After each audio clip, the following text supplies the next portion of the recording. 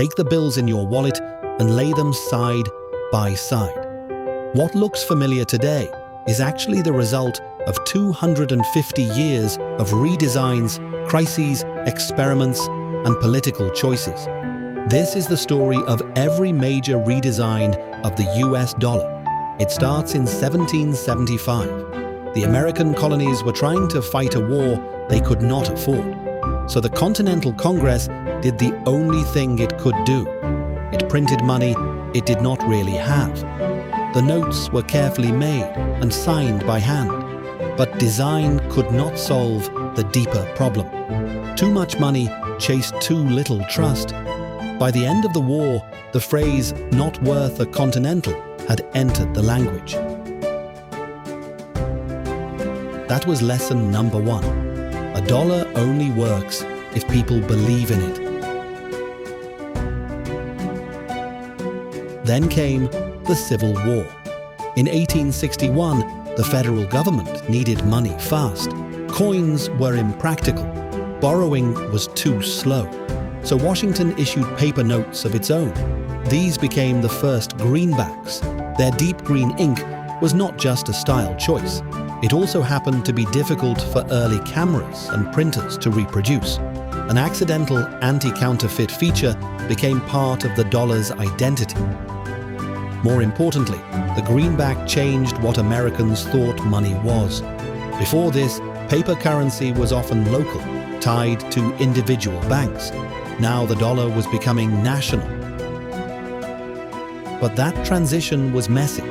In the decades that followed, thousands of banks across America issued their own notes under a shared federal framework. The denomination might be familiar, but the name on the front could come from a bank in Kansas, Manhattan, or a small town most people have never heard of. It was one currency, but not one face. The system was beautiful, fragmented, and a little chaotic.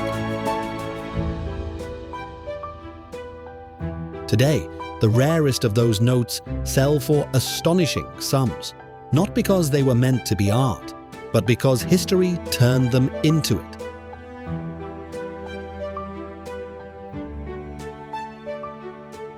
Then the dollar became something even stranger. In the late 19th century, some notes were not really money in the modern sense. They were receipts for metal. Silver certificates could be redeemed for silver. Gold certificates could be exchanged for gold. You could walk into a treasury office with paper in your hand and walk out with precious metal. The bill was not the value. It was a claim on value somewhere else. That world did not last. The Great Depression broke the old system. In 1933, the government moved against private gold ownership. Silver certificates survived longer, but by the mid-20th century, they too were becoming symbols of an older idea. The dollar was no longer paper-backed by metal. It was paper-backed by confidence. And for a long time, that paper was huge. Early American bills were much larger than the ones we carry today. People called them horse blankets. They were ornate and impressive, but they were also awkward. They did not fit neatly into wallets, and they were more expensive to print.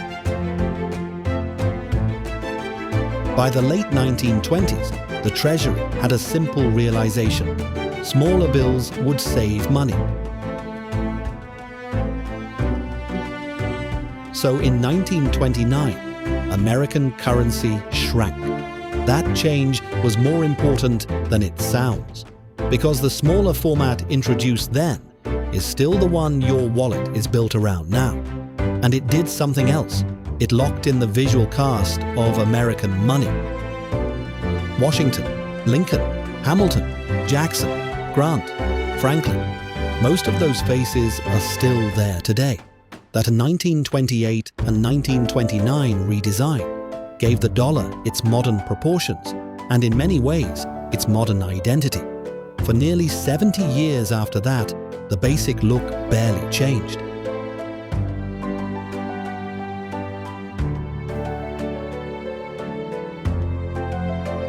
Then technology forced the next redesign. By the 1990s, high-quality photocopiers and advanced counterfeit operations had become a serious threat, especially to the $100 bill.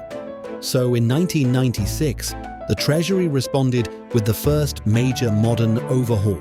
Portraits became larger. They shifted off-center. Watermarks were built into the paper.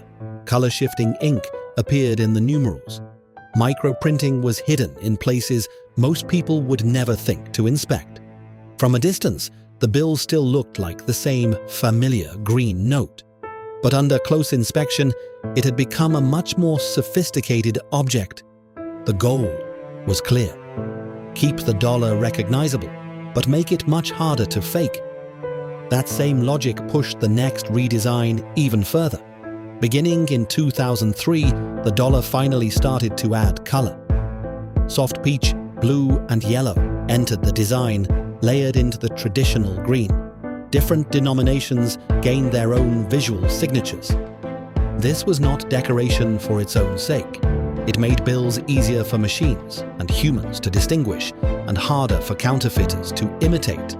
The most ambitious version arrived with the redesigned $100 bill.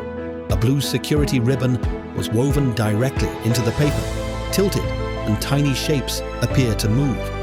That is the dollar as we know it now.